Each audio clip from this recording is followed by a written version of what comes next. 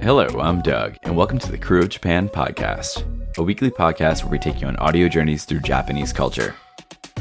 This time on Krewe of Japan podcast. Welcome back to our podcast. What's the first thing that comes to mind when you think of a Japanese home? Is it a room full of tatami mats, Shoji-style sliding doors, taking off your shoes and saying "ojama shimasu" as you enter? Maybe it's all of the above. They are all elements of traditional Japanese homes that exist throughout Japan. But what are the other major components and influences that go into making a Japanese home, be it traditional or modern, as well as Japanese architecture as a whole? The Krewe is going to dig into that today. When it came to finding a guest for this episode, we didn't have to look very far or very hard. Enter Azby Brown, a New Orleans native living in Japan for decades. In addition to being an artist, architect, and researcher, Azby has penned numerous books on the topic of Japanese carpentry, architecture, and homes. He's one of the top experts in the field, and we are thrilled to have him join us for this episode. Together with Azby, we explore key features of traditional Japanese architecture. And a lot of what we think of as the typical Japanese house is derived from the samurai house. And these were generally tatami mat rooms, and they had to have a garden, they had to have formal spaces and had a nice entryway. And, it had to be dressy enough for someone to invite their boss or someone of a higher rank than them and to receive them in an appropriate way. The purpose and layout of different rooms in a Japanese home.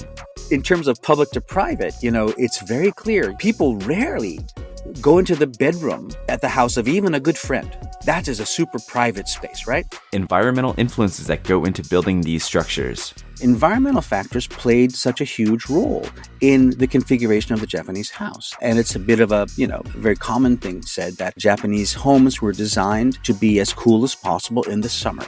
And so much more. Whether you're an architect yourself, or maybe a design enthusiast, or simply curious about Japanese life and culture as a whole, this episode will provide you with some incredible insight into this topic. So make sure you leave your shoes in the Genkan as we step into the world of Japanese homes and architecture. Let's go.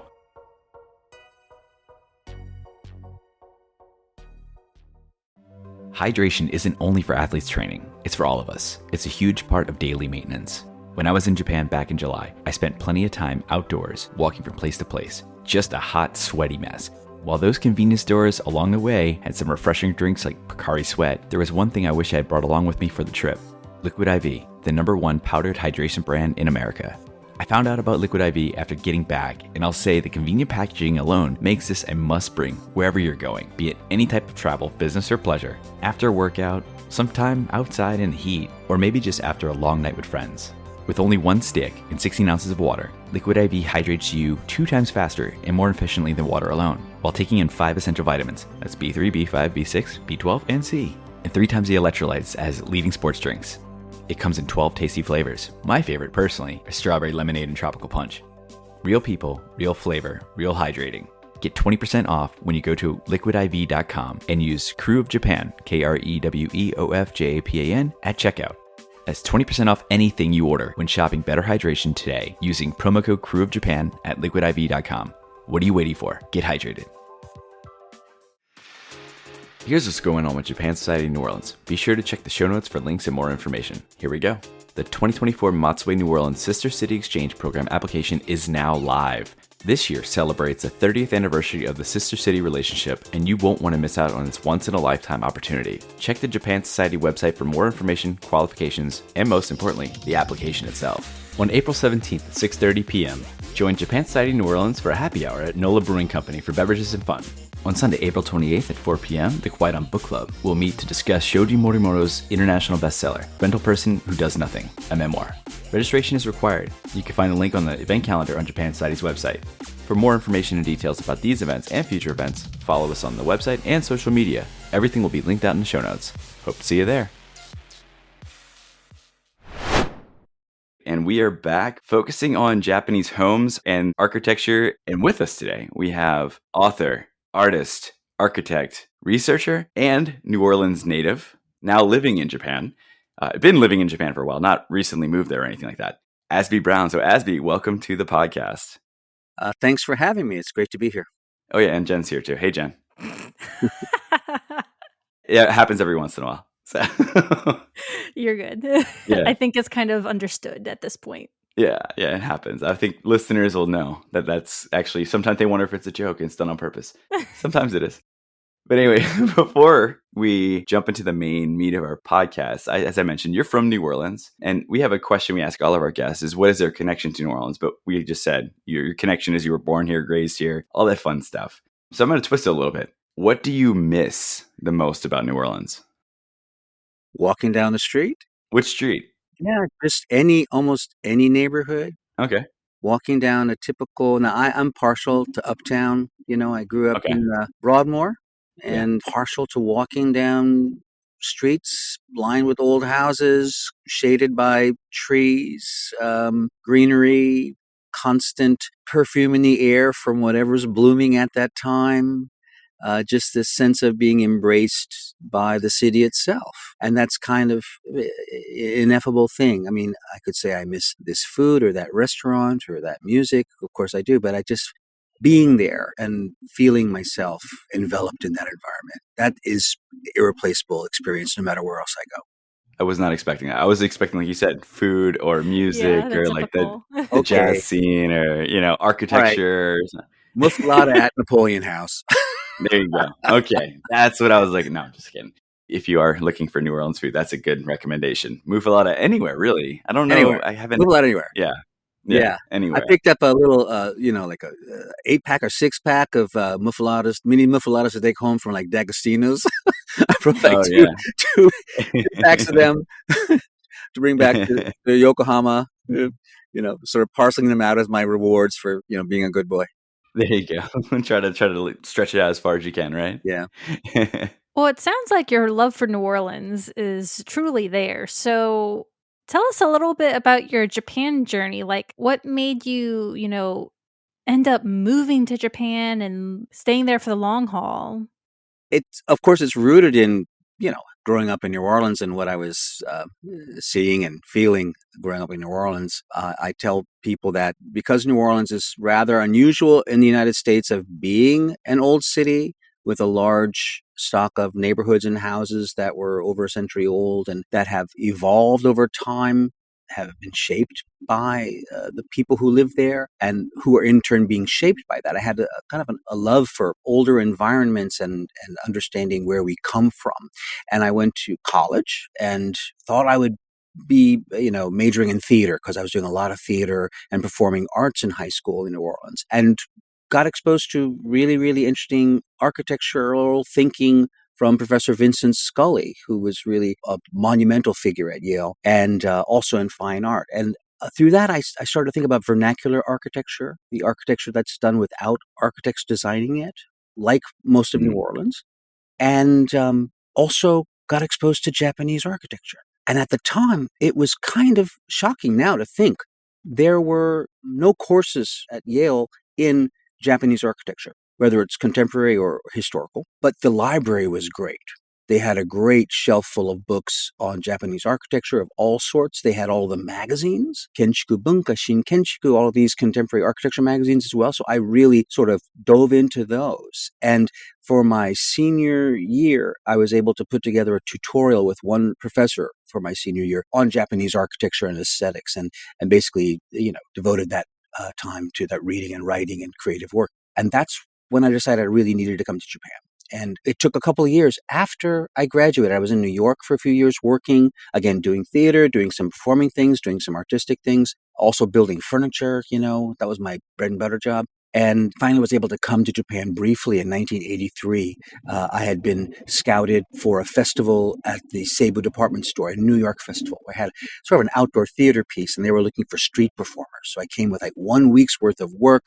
They paid me 10,000 yen a day as a per diem, and I saved that and stayed for a month, traveled to Kyoto, traveled to Nara, and luckily met the last great temple carpenter in Nara, Tsunekazu Nishioka, who was working at Yakushiji Temple. And, I told him I was interested in that kind of work. He said, well, you come back and I'll teach you. And I went back and said, actually, I don't think I'm cut out to be an apprentice, a deshi, as an architect, or rather as a carpenter, because I was already in my mid-late 20s then. But let me research that. If you give me access to the work site and let me document it, that would be great. And he said yes. So I applied for the grant from the Japanese Ministry of Education. I had met professors at Tokyo University who invited me and went back. In 1985, went back expecting to be here for a year as a research student. And I've been here, it's going on 38 years, just constantly working in that field. Everything's connected to architecture, traditional building, very interested in other things, of course, the contemporary city, other arts as well. But that really was the life-changing thing for me.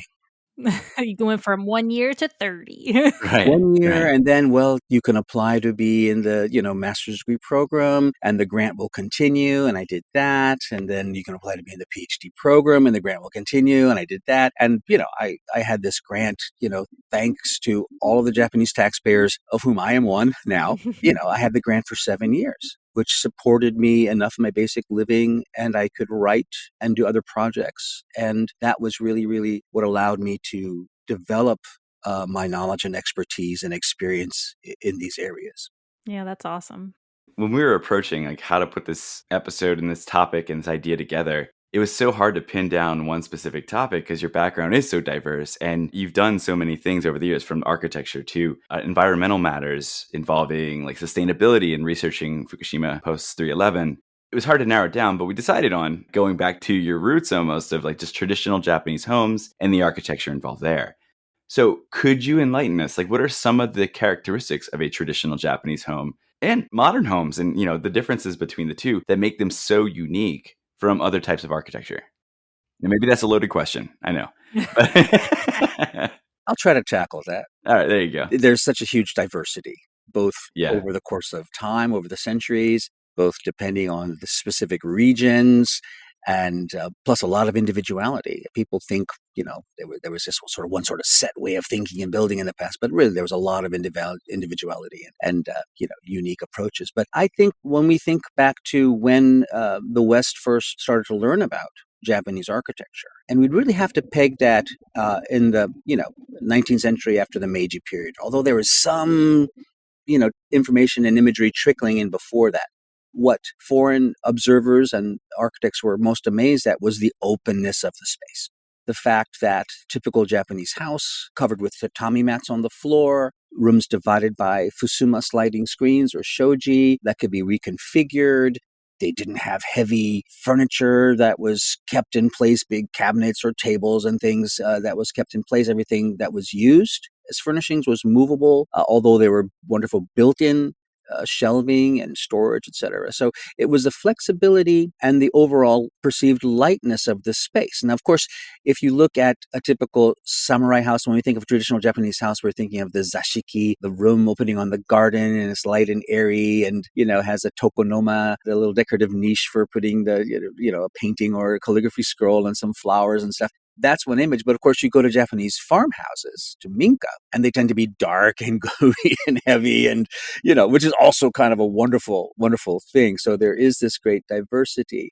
Initially, of course, I was very, very interested in those visual aspects, which tied in very, very well with what contemporary and modern and contemporary Japanese architects really were taking away from it. What was this lightness, what we perceive as sort of modern characteristics, because this Japanese design influenced Western, and in that sense, global modern architecture. A lot of what we think of modernism from the early 20th century is really sort of adopting Japanese, let's say, technical and spatial, devices and ways of arranging the space. So we think of that kind of room as being the typical Japanese space. As I thought about it more and more, it was less the visual aspects of that than what it actually is. What is it made from? How does it function with human beings psychologically, in sense of social relations, in terms of the use of materials, use of energy, etc. And, it's interesting because my first book was about Japanese temples, the genius of Japanese carpentry, was very much technical and how joints work and stuff. And then 20 years later, the JSNO book, which is about Japanese traditional sustainable practices, was really focusing on what this thing is. Where do the things come from? Where do they go when it's done?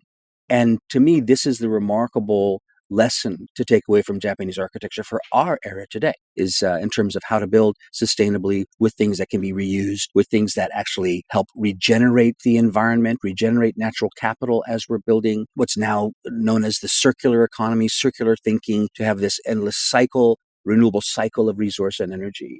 And this is for me, the big lesson now. Hmm. Nice. And so with traditional Japanese architecture, do you know possibly like what were key cultural and environmental factors that attributed to those aspects of the architecture and like utilizing the space within a home? And then how did this vary from more densely populated cities versus less populated areas like in the countryside? That's a really good question because that is kind of the lines, that these things are sliced on. You could separate in general urban from rural, building and homes. Rural areas being primarily freestanding farmhouses, minka, which tend to be very large. Therefore, extended families, they're actually kind of a mini, agricultural industrial facility where a lot of work is happening inside the home, in the dirt Yeah. floored doma area, in large wooden floored spaces. Because I mentioned earlier, Japanese homes being covered with tatami mats, but that was really for more the elite and the urban people. Rural people, often the house, half of it or more, initially the whole house. And over time, they were able to have tatami mats too, but it was wooden floored. And you'd put these straw mats to sit on and stuff. So these were work areas. And I mentioned they were heavy, and often in many places they would be raising silkworms on the upper floors, etc. So we think of them as kind of dark and heavy and high ceilings with these heavy beams overhead. The urban areas were primarily what we call machiya, townhouses, row houses, often side by side. You still see a lot of them in places like Kyoto and in Kanazawa and, any place where, the pre-modern city survives. Almost none of it left in Tokyo, which is a tragedy, but Tokyo had a terrible earthquake in the 1920s, and then the bombing in the war. But even after that, there was a lot of that left, but was destroyed after the war in the name of development. But these are side by side. They tend to be long and skinny, deep, often with a shop on the ground floor, and then people living in the back or above. So this was a slightly different configuration, but they all tended to have the same spatial module, which is one of the remarkable things, which also makes Japanese architecture so recyclable and so renewable and so sustainable. The other lifestyle, the major lifestyle, is the samurai.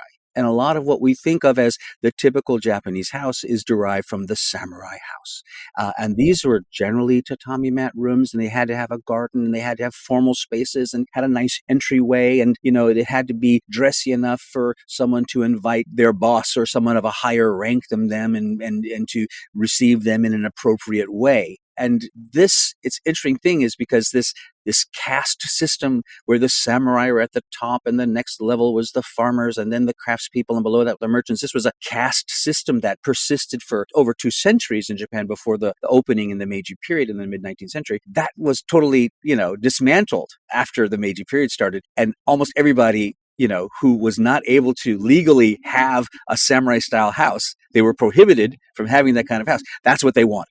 And consequently, that is what pretty much the Japanese house has become, since then. The other thing to keep in mind is that environmental factors played such a huge role in the configuration of the Japanese house. And it's a bit of a very common thing said that Japanese homes were designed to be as cool as possible in the summer because it's generally a hot, humid climate. Particularly, anywhere south Tokyo and further south of Tokyo can get really, really hot in the summer. The further north you go, it's less of an issue, but it's hot, humid. The houses are raised off the ground, like New Orleans houses, to get air circulation underneath. All of these opening, the use of sliding panels, around the perimeter of the house to let air come in, to allow people to adjust the airflow. These are all climactic features. The deep eaves that shade the house, this is, again, for natural cooling. The use of things like the engawa, which is the veranda, which is really an extension of the living space. This is also to have this sort of semi-outdoor space, for it to be cooler and you can be outside when you need to be outside. And for me, the first time I came to Japan, it struck me that this is the same as New Orleans. These are the same features, the same conditions that led to a lot of New Orleans traditional home features. So we have our verandas, we're raised off the ground, we have deep eaves. We have high ceilings. I mean, Japanese ceilings may not have been as high because people were actually shorter, physically shorter, due to Mhm. nutritional factors, apparently, until the 20th century. But so many similarities. And a lot of my early work was looking at that transition from totally traditional Japanese ways of building before the Western influence came in the Meiji period, and then these sort of houses built for foreigners, which was again, the kind of Victorian period, which is very similar in how they look and the decorations and things to New Orleans houses. So I thought this is really fascinating that it's so similar. So I guess that covers up the major features. There's so much more, but the more you look into it, the more interesting it becomes. I mean, it's so funny you say that because like every time I go, my mother-in-law's house is an older home, and it's very much still like kind of your traditional like you walk in and there's a little not porch, but I guess a veranda like right there, and then you can kind of walk along it and go into the house. It's a lot of open space Mm, and allows the airflow really to go through. And you feel the heat in the summer. Usually when I go, it's in the summer. So you can kind of escape the heat. It keeps you cooler than it is outside, but yeah, it's definitely, when the windows are open, the doors are open, yeah, the airflow definitely moves very, very easily through the house. yeah. And gardens play a huge role. I don't know about your mother-in-law's house, so tell me more about that. Where is that house located? It's in Ibaraki, right on, Ibaraki? not too far from the coast. Yeah. It's in a neighborhood with houses really close to it. Yeah. Yeah. She doesn't have too much of a garden, a little garden, Has a but not little much. garden. It's really fascinating. Again, looking at both aesthetics and design, and then climate and energy and these things. The Japanese house only worked as a very cool thing in the summer because of the use of the gardens, right? Right. And in Kyoto, the machi, the townhouses, are very, very long and skinny. And they often, I would almost say always, have a small garden in the middle of that called a tsuboniwa. And tsubo being, a small, very small floor area. And these are several degrees cooler than the surroundings, and they have trees and they're shaded and always have a water feature, a basin or some sort of pool or fountain. And this actually is what we call a microclimate, and actually cools the air. The air there is cooler, and as the breeze Hmm. comes through, that brings cooler air through. In Edo, former Tokyo, they didn't have that. The plots weren't as deep and long, but houses were next to each other. Behind them would be a space for a garden that functioned in the same way. So again, you still see this in contemporary Japan. And you mentioned your mother-in-law's house is older. I'm thinking it's probably still post-war. It's not Meiji, right? Yeah. Yeah. No, no, So no, they no. I try don't to think do so. that, but more and more houses are getting closed up and people are using air conditioning and all this stuff. So a lot of this is being lost. But if you've ever been to the Nezu Museum in Tokyo near Omotesando, it's a beautiful museum of traditional Okay. Japanese, or rather East Asian antiquities, private museum run by the Nezu family, and it's over 100 years old. It was redesigned back in the 90s by architect Kengo Kuma, who is really, really good at integrating traditional Japanese features and design elements in his work. And the entryway is fantastic.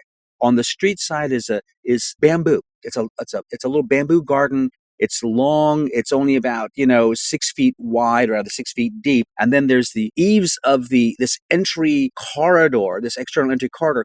They're very, very deep. Shading that. And as you go from the outside into that corridor, and it's all outside, the temperature is cooler by several degrees because of the Hmm. bamboo and the shade and the way that works. And of course, there's a water basin and stuff. Interesting. It is a remarkable thing that I point out to people that I take there to visit. It's really remarkable. So this is a normal thing. It's free cooling. It's free. Nature provides it as a service if you know how to do that. And these are some of the lessons. And again, a lot of Japanese architects really understand this more and more. One other environmental factor I think that is built into a lot of structures, and maybe more so now modern, is some kind of like earthquake proofing. Obviously, with the spotlight put back on that with our, unfortunate circumstances that just happened at New Year's in Kanazawa and the Noto Peninsula, could you share some information regarding some of these earthquake proofing techniques that are used on structures? I read one of the 5 or 3 story pagodas in Kyoto, I think, has like a wooden pole, a wooden shaft up the center. And that shaft allows it to absorb some of the earthquake vibrations and then keeps the building upright. So that way the whole building doesn't take it. The pole kind of creates like a very natural way. If you use a steel pole, it wouldn't work the same way. A wood pole allows it to kind of bend a little bit. Some of those things in the older structures, but also in the more modern homes and buildings. Like, what are some of those advances that have been made in terms of earthquake proofing? Yeah, Japanese buildings and earthquakes, they evolved together, I guess. I mean, this is just such a seismic area. Shocking Yeah. to me the first time I came. and felt an earthquake, I thought I was sick. I thought I was dizzy. What's that weird? That's weird feeling. And then it was, oh my God, that's an earthquake. It was just the earth moving a little bit. And now, you spend a few years here and you stop noticing the little ones even. Nobody even looks up when they're drinking their coffee, right? So this is a shocking reality of life because it can be so destructive. And we had the horrific one in 2011. And again, you mentioned the one in Noto Peninsula just over New Year's. But, how the buildings survive, how they handle this is really interesting. You mentioned this, the pagodas. So, of course, I spent a lot of time researching traditional temple construction, and that's an issue that comes up. And the pagodas are kind of special. The one thing to know about Japanese architecture in general, of course, is that it's predominantly made of wood and often using fairly heavy timbers, and they're jointed together without hardware in the old way of building, with pegs and wedges and things, and they're slotted in. So there's relying on the natural friction of these things fitting together, and they're very, very carefully and beautifully fabricated to fit as perfectly as possible. This structure is naturally flexible. It's not going to break as easily as a more rigid structure would. It will bend. There's a little bit of give at these joints. And usually in even not a pagoda, but any kind of building, whether it's a temple or a house, the roof structure is fairly heavy. It's fairly massive. And this in itself acts as a kind of damper. Up to some point, it's going to rock back and forth. It's going to rock back and forth and return, and the walls will crack. There'll be other issues, but the basic structure can remain intact. Now, if the shaking gets too big and this heavy roof moves too far to one side or the other, then it's going to collapse. Yeah. This is a well-known thing. Pagodas were interesting because they're still flexible, and more stories means more flexibility. So they're generally flexible. And what you mentioned, this central column, it's called the shimbashira. Every pagoda has it, and it is kind of symbolic.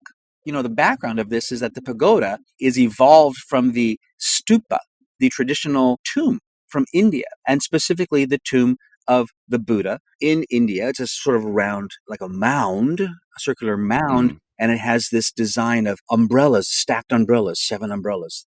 And the shimbashira, this central column, actually stands on a foundation stone that's hollowed out, and in there are relics of the Buddha. So every pagoda, not just Japan, China, Korea, they're supposed to have relics of the Buddha in the center stone, right? So this is actually symbolic, and that's why it's there. But they figured out that this actually helps with this seismic damping of the structure. And there were a lot of experiments with this. There are some cases where they're actually suspended by chains. So this really works like a damper like we have now in skyscrapers that are built in Japan that have these massive tanks full of water that will move back and forth with actuators to counteract the movement of the earthquake. So there's this traditional way of thinking there.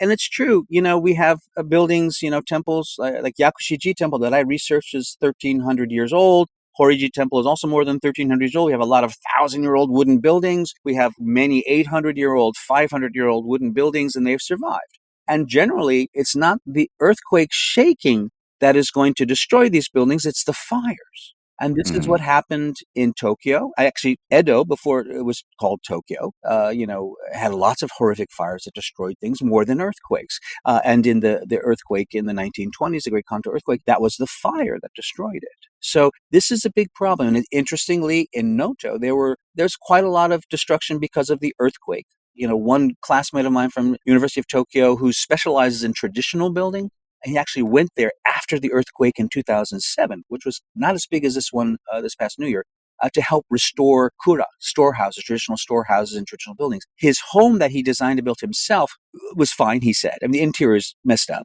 but he has his office, his studio was in an older building in town, and that collapsed. But the worst thing, he was in Wajima. 200 buildings were destroyed by fire. So this is, the fire is a big issue. Now you get to the modern period.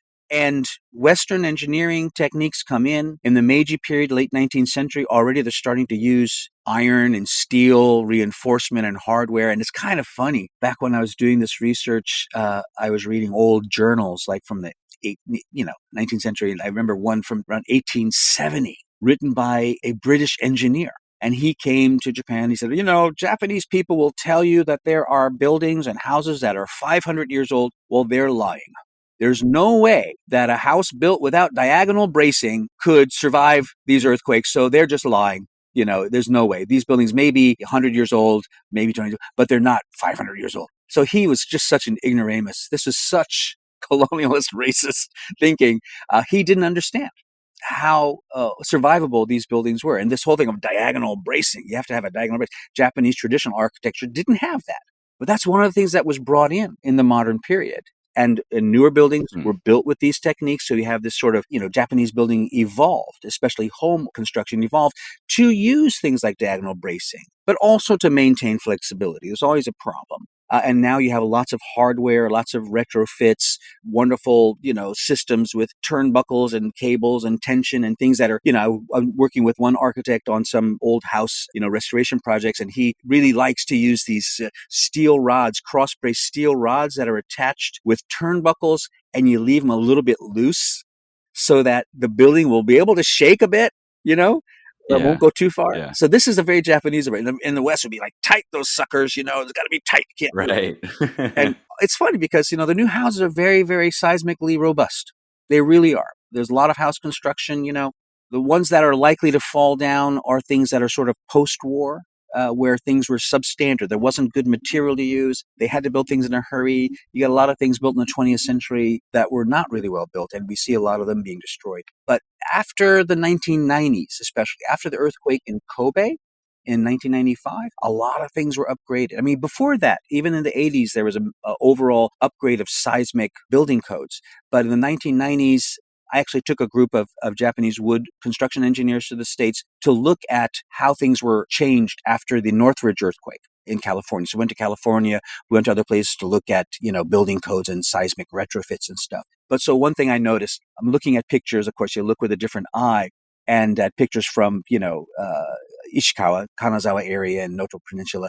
And there's places where there's terrible landslides. And this is another huge hazard when earthquakes happen in Japan, especially if it's been rainy and the ground's wet. You have horrific landslides that can wipe out entire, communities. And I saw a photograph, and it showed a couple of houses that had slid off the hill, but the houses themselves were totally intact. It's hard to describe verbally. Really? But the house is fairly recent. It's a box, right? A house is a box. And you would expect normally that when this happens, it's going to collapse, it's going to be twisted, it's going to be somehow bent out of shape. But the boxes were intact, like these little boxes. And to me, this was a huge advertisement for how effective these more recent seismic design building codes are. I mean, not every house. In this same neighborhood, there's a couple that did collapse. But I saw two of them particularly. I said, God, those buildings really stood up. Maybe the people survived. Hopefully they weren't there. I'm not sure. But there is a lot of energy going into this, and there's a wonderful historical store of knowledge about how to deal with this stuff. Interesting. Do you feel that there is a good balance between preserving traditional elements while embracing the modernization of contemporary Japanese architecture? If you mean in Japanese society and culture in general, I would say that lifestyles have become very, very similar to Western lifestyles in general. A huge example is the drift away from living on the floor, sitting on the floor. I mentioned tatami mats, these beautiful straw mats that are characteristic of Japanese homes, very comfortable to sit on, and you can lounge on them, you can lie on them, you can sleep on them. It require the use of little low tables. In the modern period, Western lifestyles were initially only available to the elite. So you had a lot of homes that were predominantly Japanese style with these tatami rooms, and then had one Western style room. And these would be, business elite or people like doctors who had a lot of money. They would have a dining room in particular with a big table and chairs and maybe a china cabinet. And little by little, this trickled down. And particularly in the post-war period, more and more people moved away from sitting on the floor to having this sort of aspirational dining set and a dining table. And as I visit houses, writing books about them and just looking in general, I notice this very, very clearly, that many, many families in Japan, if not most, do not really live on the floor. The main family space is a table. Maybe if they have a living room, it'll be a sofa and a coffee table, but the family dining table has become a center of Japanese domestic life. And this is a huge shift. It affects everything. It reflects changes in how people eat. It changes in how people communicate, physical changes. People are not sitting on the floor anymore. Some people actually attribute the increase in physical height in the post-war period to Japanese people not sitting on the floor as much. I don't know if that's provable or not, but there may be some possibility to that. So this is a huge change. At the same time, there are always Japanese features, and to me, they tend to be more psychological, what I would call the mental mapping, the invisible mapping of the spaces from more public to more private. It is fairly different from the Western house. For instance, Japanese like to keep the inside clean. They want to keep the floor clean.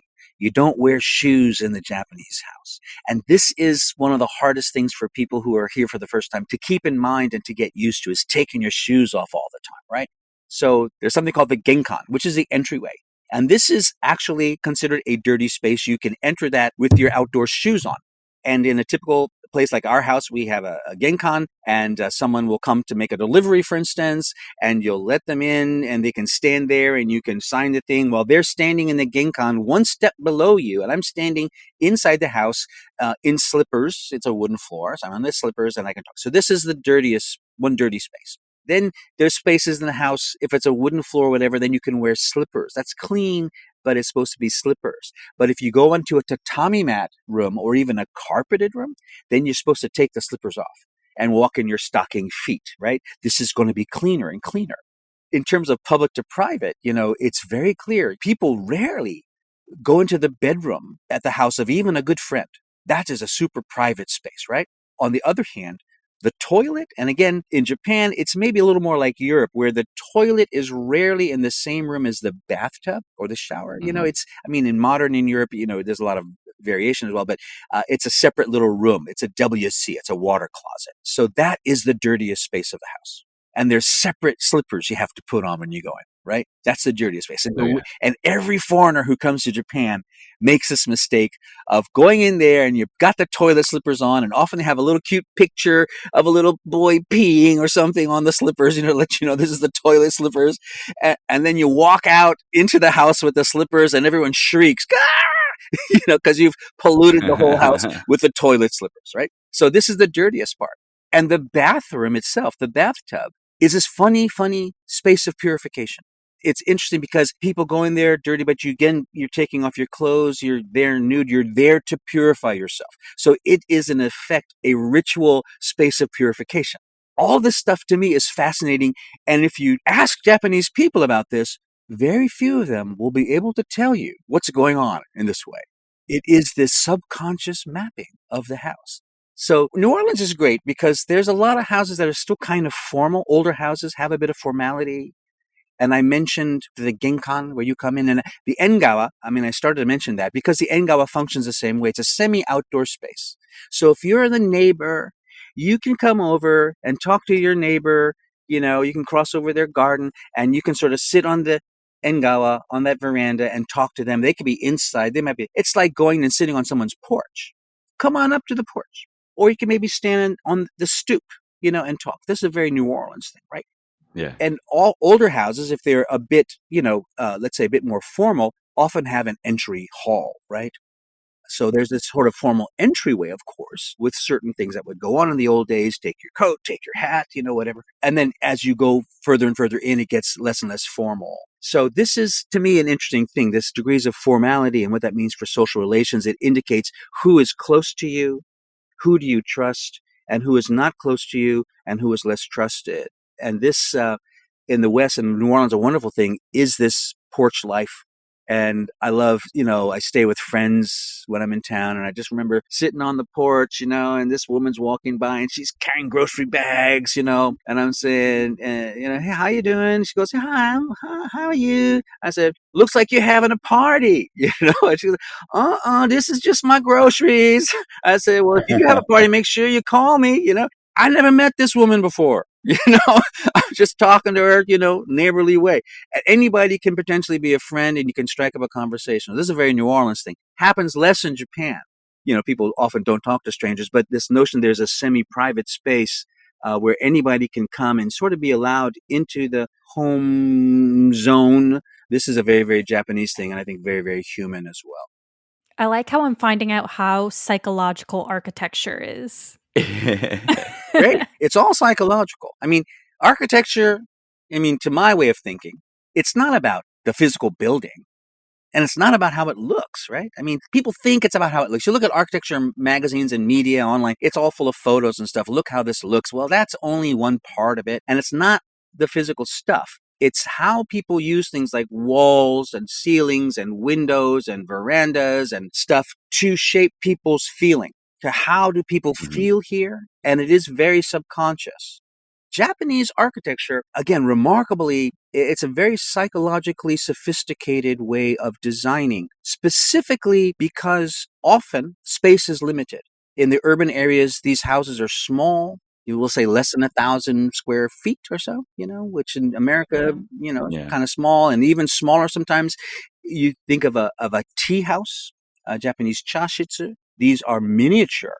Often, Japanese buildings are based on the tatami mat module. Tatami mat is about as big as one person lying down sleeping. So it's about 3 feet by 6 feet, and it's changed over time, but it's about that big. So their houses are measured in the number of mats, tatami mats. So you have many tea houses that have only 4.5 of these mats, or sometimes there's only 2 or 3. But as you enter that space, it's this tiny little space.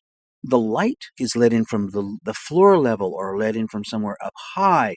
It has these very thin planes that sort of overlap and give you a sense of depth. There will be a slight opening to reveal a garden outside, and that also gives an illusion of just vast space outside. And as you sit there in this little tea house, your perception of the space changes. Suddenly, the space almost dissolves. It's almost not there anymore. And it's you and the people and maybe a picture, a scroll in the tokonoma, the decorative niche, maybe some flowers and tea implements, bowls. But it's mainly you and the people and this sort of conversation that's going on.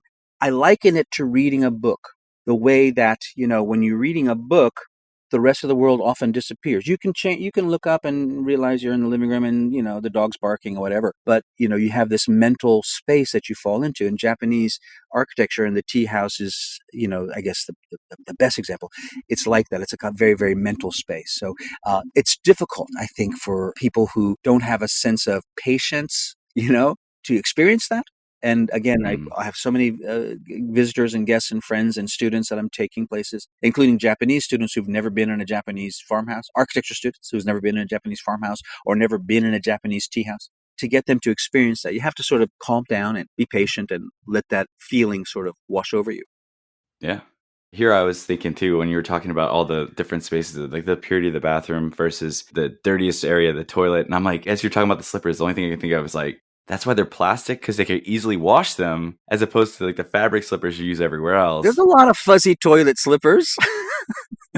I have seen some.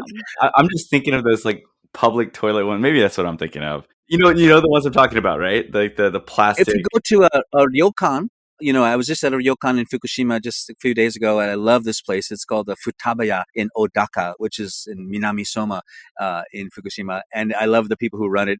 And of course, the toilets there in a Japanese inn, a ryokan, it's a communal toilet. I mean, if it's a really super nice one, you'll have your own private toilet, in your room. But you generally, and those are geta. They're actually clogs when you go in there. You go in there and there's and the floor is sort of tile floor.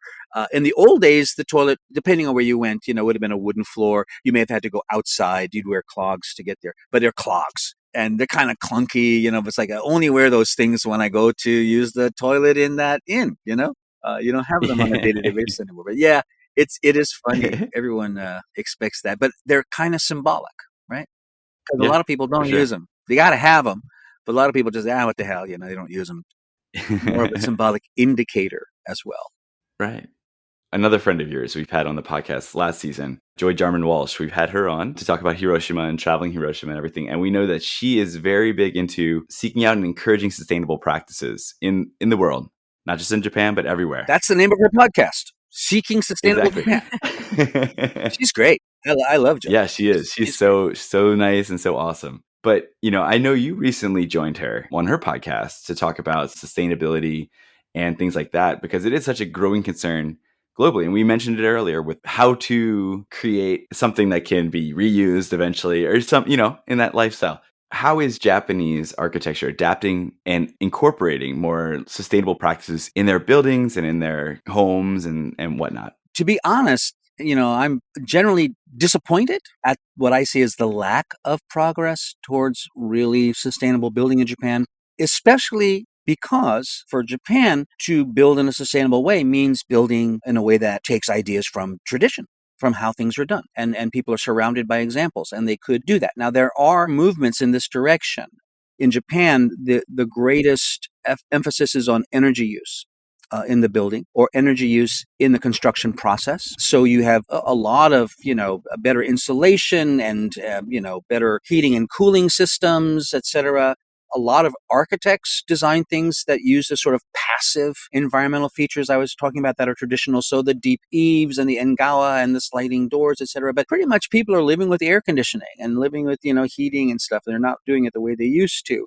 And materials are unfortunately not often sourced in what we would consider a sustainable way. This is whether it's concrete construction, and concrete is rather difficult to recycle in any meaningful way. I mean, buildings are demolished and the steel reinforcement bars, the rebars are pulled out, and that stuff's recycled, and the stuff can be crushed, the concrete can be crushed, but that's hard to recycle, although there are more and more efforts in that way, and some of them are showing success. Steel structures, a lot of bigger buildings are built of steel, for instance. That's actually pretty easy to recycle. You can melt that stuff down. But everything on the outside of that, whether it's a tile or these exteriors or the interiors, there's lots of adhesives and things that are used that are not recyclable at all.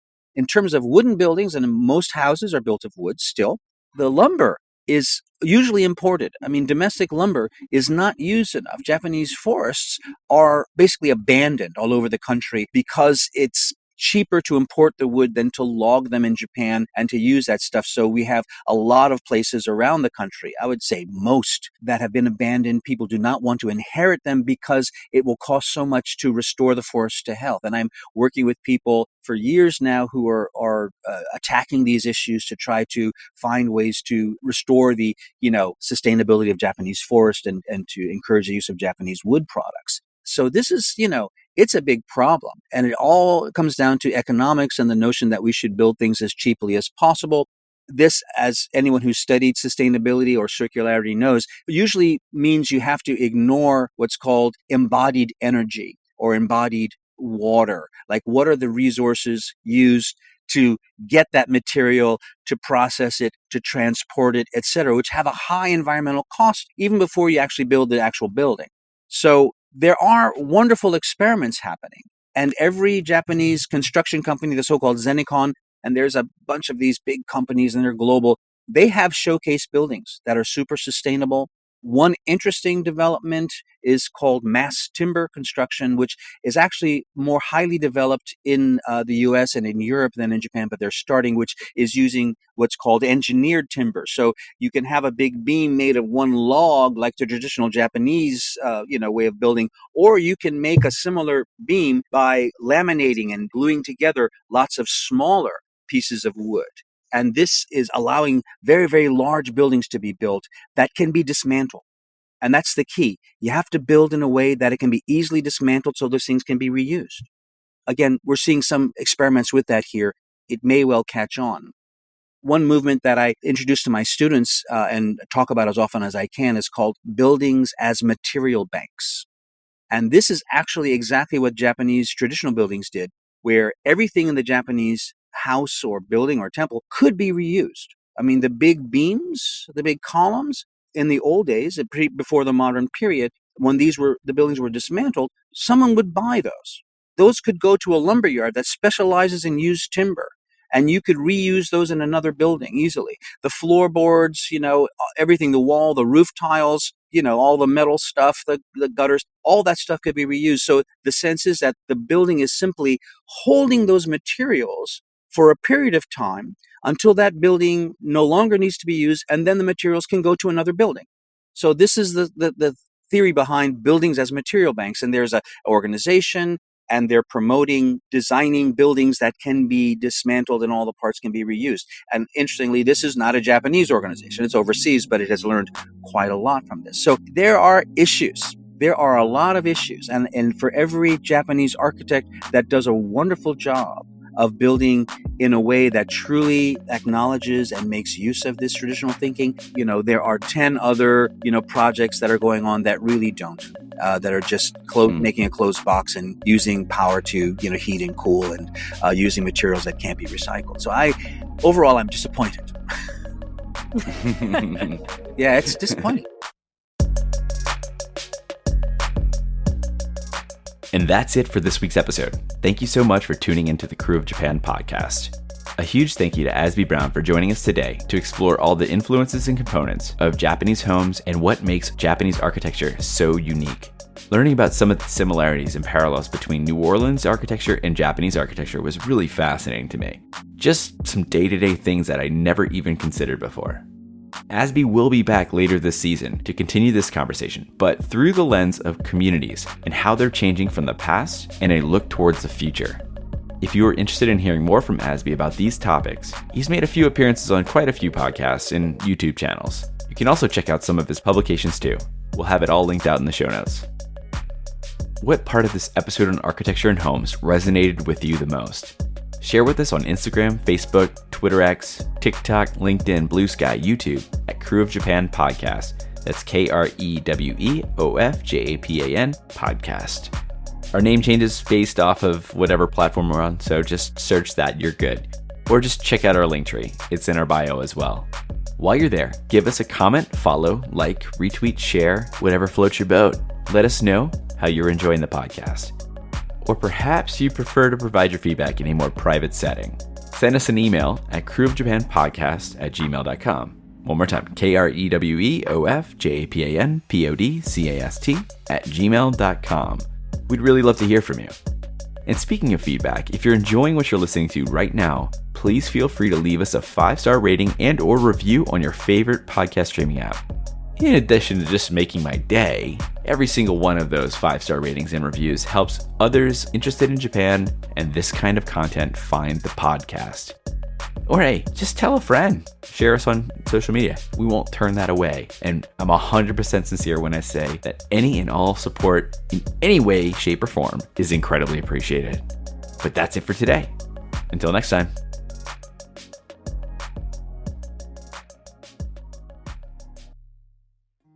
Looking to start your own podcast and don't know what platform to use? Tell me about it. When we started the Krewe of Japan podcast, we tried a bunch of the big name recording platforms, but always came back to the one we're still currently using to this day, Zencastr. Zencastr is now the all-in-one solution making podcasting easy. In addition to its high audio and video quality for podcast production, Zencastr provides a full suite of production tools to record, produce, and publish studio quality content from the comfort of your home. Just log in through your browser and start recording. It's that simple.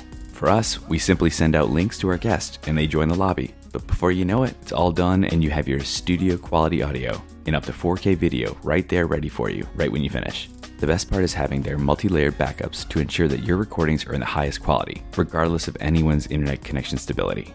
With Zencastr's all-in-one podcasting platform, you can create your podcasts in one place and distribute to all the major destinations. It's really that easy. Go to zencastr.com/pricing and use our code Krewe of Japan, KREWEOFJAPAN, and you'll get 30% off your first month of any Zencastr paid plan. We want you to have the same easy experiences we do for all of our podcasting and content needs. It's your time to share your story.